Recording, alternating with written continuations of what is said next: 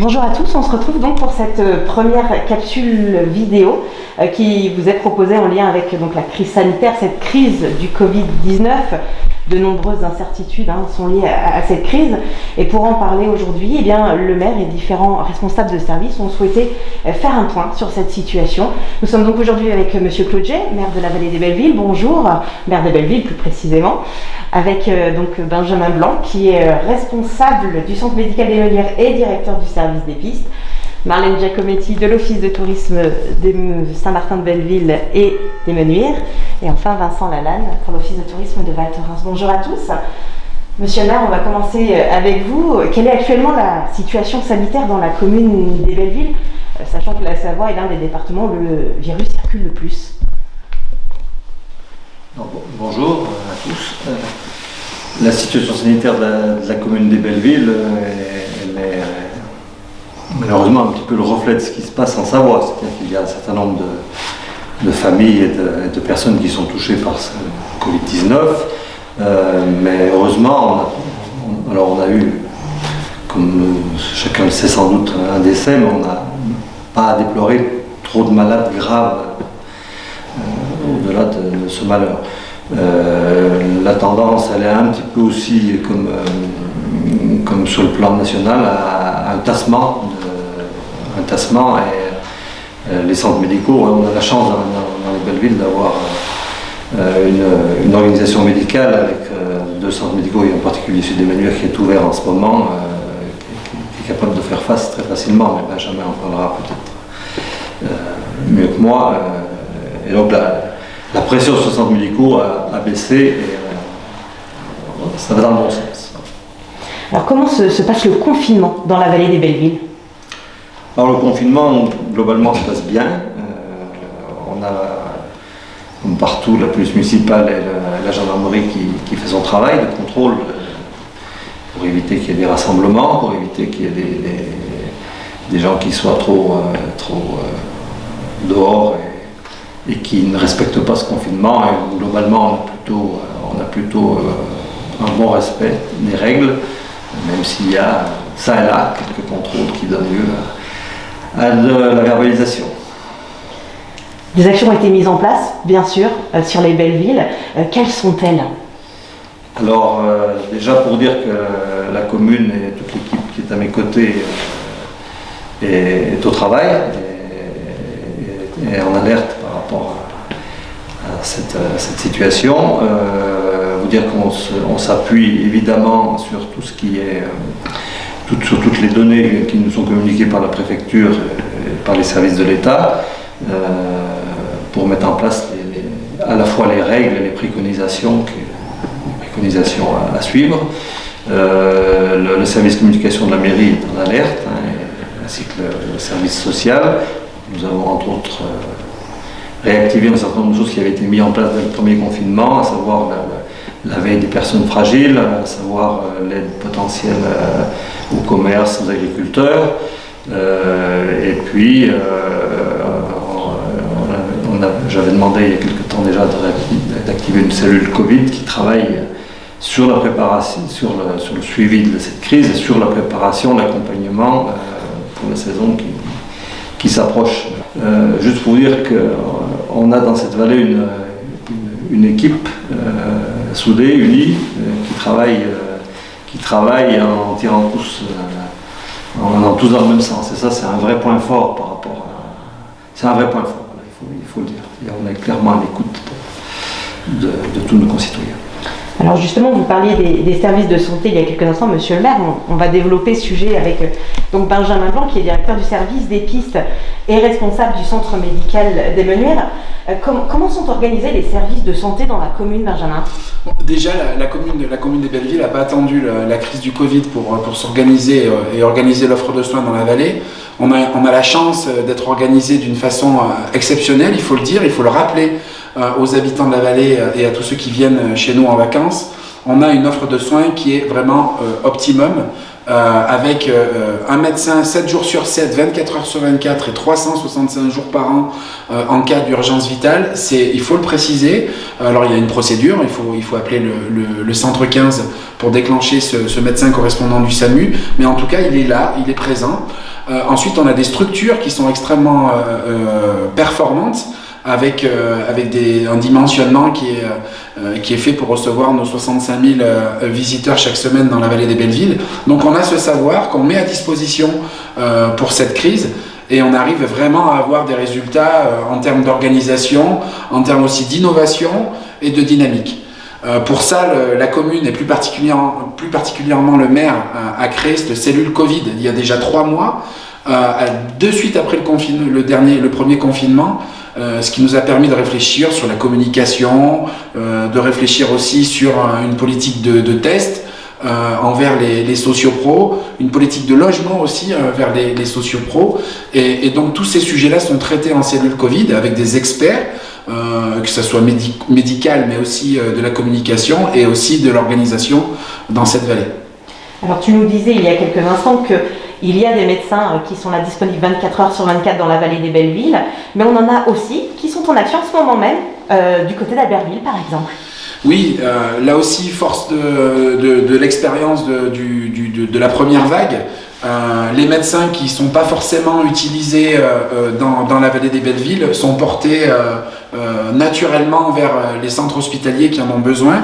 On peut en être fier, mais il y a aussi tout le personnel paramédical comme les infirmières, les assistantes, etc., qui sont portés volontaires pour aider ces centres hospitaliers qui sont en surcharge au moment où on parle.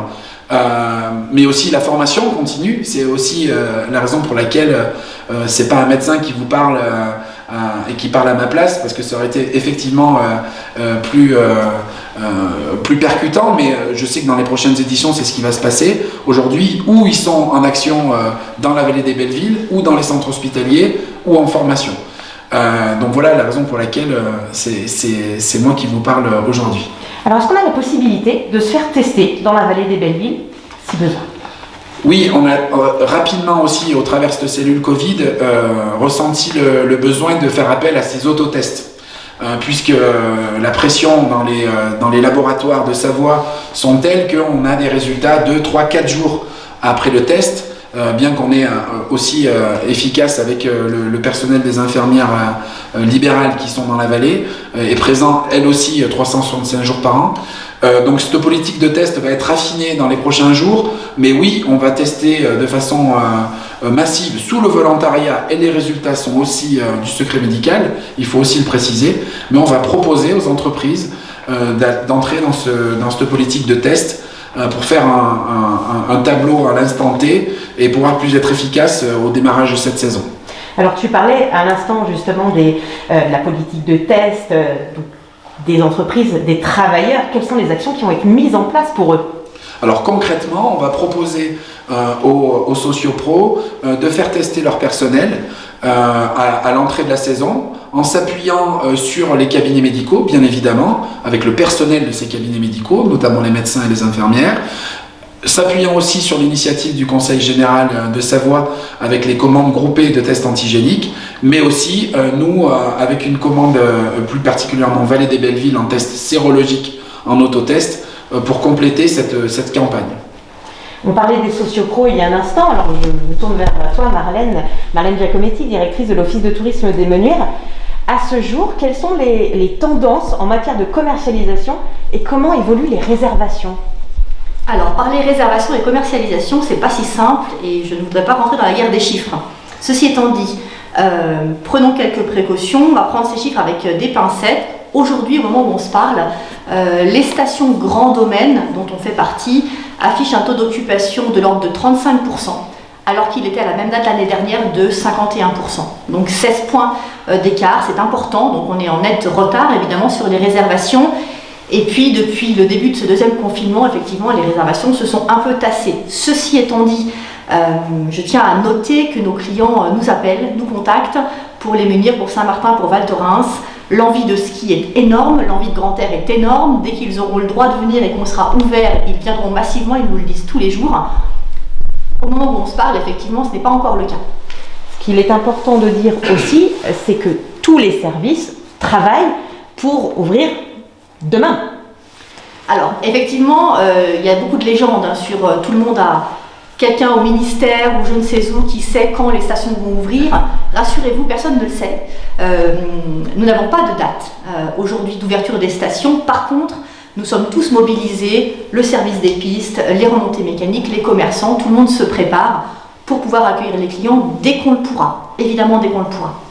Alors, on parle des menuiseries de Saint-Martin-de-Belleville avec toi, mais en ce qui concerne Val Thorens, nous sommes en compagnie de Vincent Lalanne, directeur de l'Office de tourisme de Val Thorens. C'est la même chose pour Valto. Vous êtes tous en train de travailler très dur pour ouvrir. Alors, je mets des guillemets, ça ne se voit pas demain. Par contre, il y a quelques actualités dernièrement en matière de transport qui font que ça complique peut-être un petit peu l'arrivée de nos alliés vacanciers dans les stations. Je pense à la suppression des lignes aériennes, à la fermeture de la ligne Eurostar vers les stations de la vallée des Bellevilles, entre autres. Oui, tout à fait. Alors, pour d'abord donner une note un peu positive et aller dans le même sens que Marlène, et rassurer aussi les gens, on devait nous déjà être ouverts, donc tout le monde est effectivement le doigt sur le bouton et on n'attend que l'autorisation d'ouverture. Et on avait déjà une bonne image et une bonne idée de l'appétence des gens pour venir faire du ski, puisque on avait, comme on le dit un peu vulgairement, explosé les compteurs pour les réservations du week-end de la grande première, puisqu'on avait déjà, il y a plus de 15 jours aujourd'hui, validé 3500 packages de réservés qu'on est obligé de rembourser à l'heure actuelle, mais ça nous donne une bonne idée sur la grande volonté, en particulier des Français et des Rhône-Alpins, de vouloir revenir skier et la volonté vraiment des gens de reprendre l'air. Donc malheureusement, ce coup de départ a été un peu freiné, mais on reste prêt pour la suite. Par contre, il faut être bien conscient, il faut que les gens soient bien conscients qu'effectivement, les choses ne vont pas être simples cet hiver, vont même être très compliquées en termes d'acheminement, puisqu'il faut savoir que le trafic aérien aujourd'hui est à moins 90%, qui n'est jamais arrivé depuis ces 50 dernières années, j'allais dire même depuis probablement la Seconde Guerre mondiale, il n'y a pas eu un trafic aérien qui était autant en berne. On a aussi des gros problèmes d'accès et de libre circulation entre les différents pays, puisque les conditions, l'état de l'épidémie et de la fameuse deuxième vague n'est pas au même niveau selon les pays, en particulier européens. Il n'y a pas eu de décision à l'échelle européenne qui ont été prises. Et ce même problème se retrouve également dans tout ce qui est ferroviaire, puisque beaucoup de lignes aériennes ayant été coupées, les gens pensaient se reporter sur la partie ferroviaire. Or malheureusement aujourd'hui, le ferroviaire ne va pas très bien non plus, les gens n'ont pas envie d'être dans un train et malheureusement les grandes compagnies dont Eurostar ont décidé de ne pas rouler sur la Tarentaise pour l'hiver prochain. Donc le seul petit point positif, c'est que c'est ce qu'on appelle des slots, c'est-à-dire que les horaires utilisés par l'Eurostar l'hiver dernier vont être normalement repris cet hiver par Ouigo, ce qui permettra d'avoir des prix assez intéressants au départ de Paris. Mais à part ça, malheureusement, on aura, et il faut en être conscient, moins de place dans les trains et moins de place dans les avions. Donc la conséquence, puisque la nature horreur du vide, c'est que les gens vont arriver en voiture. Essentiellement en voiture, parce que malheureusement nos amis autocaristes et transporteurs ont les mêmes problèmes, sont également soumis aujourd'hui à des restrictions importantes. Et arrêter un transport en commun, c'est assez simple, mais le redémarrer, c'est très compliqué. Donc effectivement, les gens vont de toute façon venir en voiture et en voiture individuelle. En plus, ça respecte encore plus les conditions sanitaires. Donc il faut s'attendre, malgré une saison qui sera probablement en demi-teinte, et on espère qu'elle sera qu'en demi-teinte, mais avoir un afflux de voitures très important. Donc la bonne idée, c'est qu'il faudrait qu'on se penche aujourd'hui vers notre transport de demain. Et donc c'est toujours dans les crises qu'on ressort les meilleures idées. Donc peut-être qu'il est temps de remettre sur la table nos moyens de transport sur la vallée et sur l'ensemble d'ailleurs des stations. Merci Vincent, merci à tous. Ce qu'on retient de ces interventions, c'est que tout le monde travaille dur et une note positive.